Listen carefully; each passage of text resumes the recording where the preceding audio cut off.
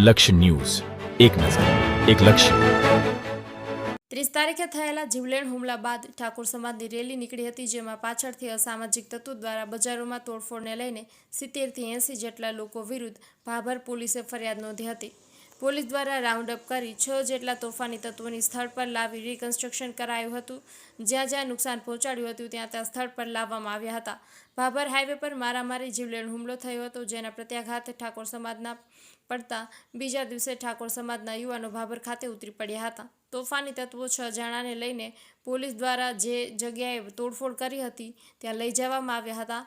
પાણીપુરીની લારી, કેરીના જ્યુસની લારી અને દુકાનના શટરને લાકડીઓ તથા શેરડીના હાથા મારીને નુકસાન પહોંચાડ્યું હતું. પોલીસ દ્વારા 6 જણાને ત્યાં સ્થળ ઉપર લઈ જવામાં આવ્યા હતા અને રિકન્સ્ટ્રક્શન કરવામાં આવ્યું હતું. ગોપાલ કે પૂજારા, ભાભર.